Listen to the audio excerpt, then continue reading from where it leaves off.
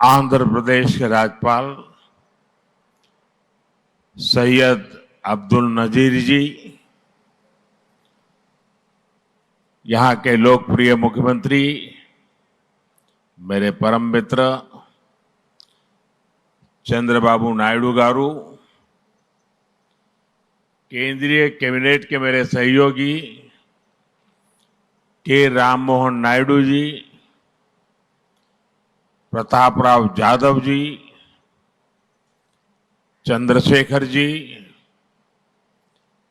भूपति राजू श्रीनिवास वर्मा जी, राज्य के deputy CM पवन कल्याण गारू, अन्य महानुभाव और मेरे प्यारे भाई और बहनों, आप सबको नमस्कार। देश और दुनिया भर के सभी लोगों को इंटरनेशनल योग डे की बहुत बहुत शुभकामनाएं। आज 11वीं बार पूरा विश्व 21 जून को एक साथ योग कर रहा है। योग का सीधा साधा अर्थ होता है जुड़ना, और ये देखना सुखद है कि कैसे योग ने पूरे विश्व को जोड़ा है। मैं बीते एक दशक में योग की यात्रा को जब देखता हूं तो बहुत कुछ याद आता है। वो दिन जब संयुक्त राष्ट्र में भारत ने प्रस्ताव रखा कि 21 जून को अंतर्राष्ट्रीय योग दिवस के रूप में मान्यता मिले, और तब कम से कम समय में दुनिया के 175 देश हमारे इस प्रस्ताव के साथ खड़े हुए। आज की दुनिया में ऐसी एकजुटता, ऐसा समर्थन सामान्य घटना नहीं है। ये सिर्फ एक प्रस्ताव का समर्थन भर नहीं था, ये मानवता के भले के लिए दुनिया का सामूहिक प्रयास था। आज 11 साल बाद हम देख रहे हैं कि योग दुनिया भर में करोड़ों लोगों की जीवन शैली का हिस्सा बन चुका है।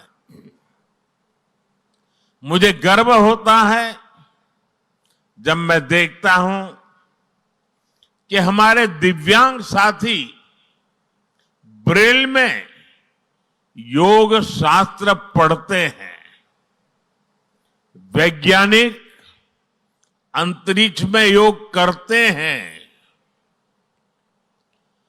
गांव-गांव में युवा साथी योग ओलंपियाड में भाग लेते हैं। यहां सामने देखिए, ये नेवी के सभी जहाजों में भी अभी बहुत शानदार योगा कार्यक्रम चल रहा है।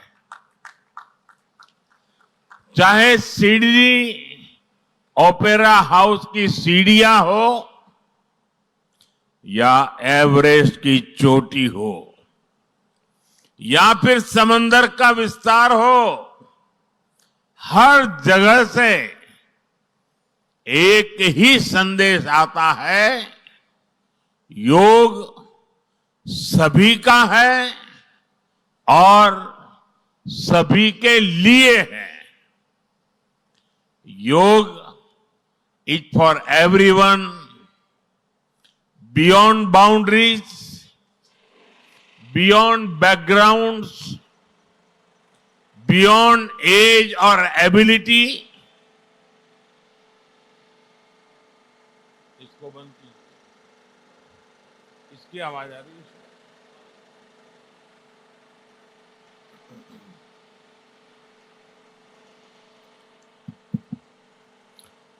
साथियों, आज मुझे इस बात की खुशी है कि हम सभी विशाखापट्टनम में हैं। ये शहर प्रकृति और प्रगति दोनों की संगम स्थली है। यहां के लोगों ने इतना अच्छा आयोजन किया है। मैं चंद्रबाबू नायडू गारू और पवन कल्याण गारू को बधाई देता हूं। आपके नेतृत्व में आंध्र प्रदेश ने योगांध्रा अभियान का एक शानदार इनिशिएटिव लिया। मैं विशेष तौर पर नारा लोकेश गारू के प्रयासों की भी विशेष प्रशंसा करना चाहता हूं। योग का सोशल सेलिब्रेशन कैसे होना चाहिए, समाज के हर वर्ग को कैसे जोड़ना चाहिए, ये उन्होंने बीते 1-1.5 महीने के इस योगांध्र अभियान में करके दिखाया। और इसके लिए भाई लोकेश अनेक अनेक बधाई के पात्र है। और मैं तो देशवासियों को भी कहूंगा कि ऐसे अवसरों को किस प्रकार से सामाजिक स्तर पर गहराई से ले जाया जा सकता है, भाई लोकेश ने जो काम किया है उसको एक नमूने के रूप में देखना चाहिए। साथियों, मुझे बताया गया है कि योगांध्रा अभियान से 2 करोड़ से ज्यादा लोग जुड़े हैं। पब्लिक पार्टिसिपेशन की यही वो स्पिरिट है जो विकसित भारत का मुख्य आधार है। जब जनता खुद आगे बढ़कर किसी मुहिम को थाम लेती है, किसी लक्ष्य को ओन कर लेती है, तो उस लक्ष्य की प्राप्ति से हमें कोई रोक नहीं पाता। जनता जनार्दन की ये सदा इच्छा और आपके प्रयास यहां इस आयोजन में हर तरफ नजर आ रहे हैं। Friends, the theme of this year's International Day of Yoga is Yoga for One Earth, One Health. This theme reflects a deep truth. The health of every entity on earth is interconnected. Human well-being depends on the health of the soil that grows our food, on the rivers that gives us water, on the health of the animals that share our ecosystems, on the plants that nourish us. Yoga awakens us to this interconnectedness. Yoga leads us on a journey towards oneness with the world. It teaches us that we are not isolated individuals, but part of nature. Initially, we learn to take good care of our own health and wellness. Gradually, our care and concern extends to our environment, society, and planet. Yoga is a great personal discipline. At the same time, It is a system that takes us from me to we. साथियों, मी to we का ये भाव ही भारत की आत्मा का सार है। जब व्यक्ति अपने हित से ऊपर उठकर समाज की सोचता है, तभी पूरी मानवता का हित होता है। भारत की संस्कृति हमें सिखाती है सर्वे भवन्तु सुखिनः, यानी सभी का कल्याण ही मेरा कर्तव्य है। मैं से हम की ये यात्रा ही सेवा, समर्पण और सह अस्तित्व का आधार है। यही सोच सामाजिक समरसता को बढ़ावा देती है। साथियों, दुर्भाग्य से आज पूरी दुनिया किसी न किसी तनाव से गुजर रही है। कितने ही क्षेत्रों में अशांति और अस्थिरता बढ़ रही है। ऐसे में योग से हमें शांति की दिशा मिलती है।